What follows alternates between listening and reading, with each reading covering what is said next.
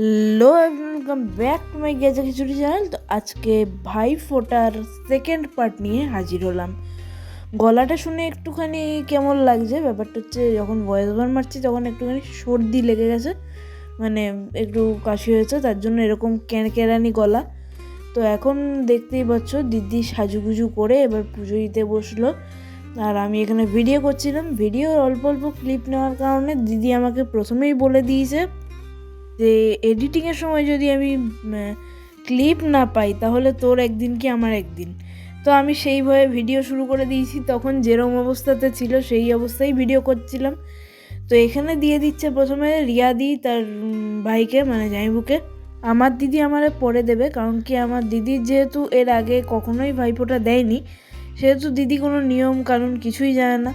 তো রিয়াদির থেকে প্রথমে সব কিছু জেনে নিচ্ছে, কিভাবে কি মন্ত্র পড়তে হয়, কি বলতে হয় না বলতে হয় এইসব। তো একটা মন্ত্র বলেছিল রিয়াদি, সেখানে দিদির খুব হাসি লেগেছিল, তো সেটা নিয়েই দিদি হাসছিল।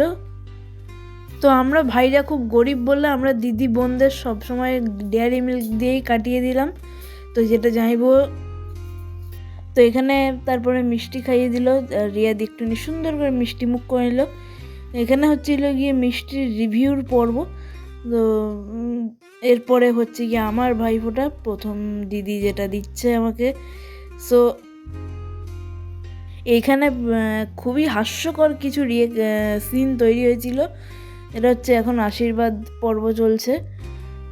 তো এরপরে ওই ভাইয়ের কপালে দিলাম ফোঁটা, ওই জায়গাতেই এইখানেই খুব হাস্যকর একটা পর্ব তৈরি হয়ে গেছিলো, যেখানে জামাইবু আর রিয়াদি মিলে খুবই খোঁচাচ্ছিল আমাদেরকে, আর সেখানে দিদি আর আমি মিলে একদমই স্থির থাকতে পারছিলাম না। এক কথায় খুবই হাস্যকর একটা পরিবেশ তৈরি হয়ে গেছিলো।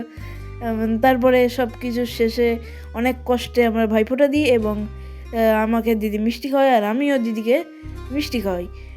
যাইবো আমাকে জল খাওয়ানোর কোনো ভিডিও তো হয়নি, তার মানে আমি সেই সময় জল খাইনি, কিন্তু দিদি জল খেয়েছে। এখানে একটুখানি দিদির সাথে ওই আইসক্রিম খেলার মতো খেলছিলাম। তো তারপরে দিদি ওই চকলেটটা নিয়ে আমাকেও দিয়ে দিতে চাইছিলাম, আমি নিইনি একটু লজ্জার খাতিরে। তো তারপরে এখানে স্যান্ডউইচ খেলাম। স্যান্ডউইচ খাওয়ার পরে এখানে এক কাপ করে 3 কাপ চা নিয়ে বসেছি আমরা সবাই। যাই বলো না কেন, দিদির হাতের চা প্রথম থেকেই আমার খুব ভালো লাগে। তো এইখানে তারপরে আমি আমার অরিজিনাল গিফটটা দিয়ে দিলাম দিদিকে। এটা ছিল আমার অরিজিনাল গিফট, মানে এটাই আমি ভাইফোঁটাতে দিদিকে দিয়েছি। আর এটা দিয়েছে মাসি কালী পুজো উপলক্ষে, আর এই নায়রা কাটার এই কুর্তিটা দিয়েছি আমি দিদিকে। তো চলো। জামাইবাবুর জামা পরেছিস, তাই তো জামাইবাবুর একটা পছন্দের গেঞ্জি আমার ভাইকে আমি কাজে লাগিয়ে দিয়েছি, রসুন ছুলতে দিয়েছি। আমার ভাই আমাকে একটা জামা দিয়েছে, আবার আমার মা আমার জন্য একটা জামা পাঠিয়েছে কালী পুজো উপলক্ষে, তাই তো? আর তোকে আমি কি দিয়েছি? কিচ্ছু দিইনি, এখনো ভাবছিস কেন? আমি এখনো দিইনি কিছু, দেবও না। আবার কি ভাই ফোঁটা দিয়েছে তোর দিদি, আবার কি?